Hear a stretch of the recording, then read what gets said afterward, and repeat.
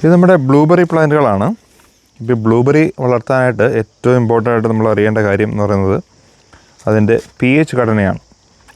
Highly acidic ആയിട്ടുള്ളൊരു pHയിലാണ് blueberry പ്ലാന്റുകൾ വളരുന്നത്. ഇപ്പോൾ എൻ്റെ ഇവിടുത്തെ സോയിൽ ഒരു ആൽക്കലൈൻ സോയിലാണ്, കുറച്ച് pH കൂടുതലാണ്. അതുകൊണ്ടാണ് ഞാനിവിടെ ബ്ലൂബെറി മാത്രം പോട്ടിലാണ് വളർത്തിയിരിക്കുന്നത്. കാരണം ഇതിന് pH എന്ന് പറയുന്നത് 5.5 to 6 വരെയൊക്കെയാണ് ഈ ബ്ലൂബെറിയുടെ pH. അപ്പോൾ അതുകൊണ്ട് സോയിൽ ഘടനയാണ് ഏറ്റവും ഇമ്പോർട്ടൻ്റ് ആയിട്ടുള്ളത്. പിന്നെ രണ്ടാമത്തെ കാര്യം, നമ്മൾ ക്രോസ് പോളിനേഷന് വേറൊരു ബ്ലൂബെറി പ്ലാന്റിന് കൂടെ വേണം. 2 പ്ലാന്റെങ്കിലും നമുക്ക് മിനിമം ഉണ്ടെങ്കിലേ ഉള്ളൂ ബ്ലൂബെറി നമുക്ക് വളർത്താനായിട്ട് സാധിക്കുള്ളൂ. അത്യാവശ്യം പഴുത്ത് വരുന്നുണ്ട് ബ്ലൂബെറി.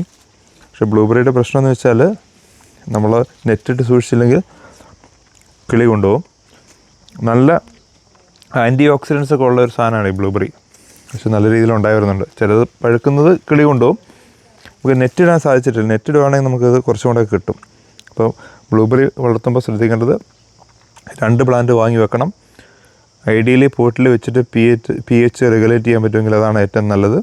നിങ്ങൾക്ക് അസിഡിക് സോയിലൊക്കെ ആണെങ്കിൽ നേരിട്ട് നമുക്ക് നിലത്ത് പ്ലാന്റ് ചെയ്യാം. ഇല്ലെങ്കിൽ പോട്ടിൽ തന്നെ വെക്കുക. അത്യാവശ്യം നല്ല രീതിയിൽ കായ്ക്കും. തണുപ്പുള്ള പ്രദേശത്താണെങ്കിൽ നന്നായിട്ട് കായ്ക്കും. വെയിൽ നന്നായിട്ട് വേണം. വെയിൽ നമുക്ക് സമ്മറിൽ അധികം വെയിൽ കിട്ടാത്തതുകൊണ്ടാണ് നമുക്ക് ആ കുറവ്. 2 പ്ലാന്റുകളാണ് നമ്മൾ ഇപ്പുറത്തുമായിട്ട് വെച്ചിരിക്കുന്നത്. നമുക്ക് അധികമൊന്നും കിട്ടാറില്ല, കാരണം കിളി ഇങ്ങനെ പഴുക്കുന്ന കൊണ്ടുപോകും.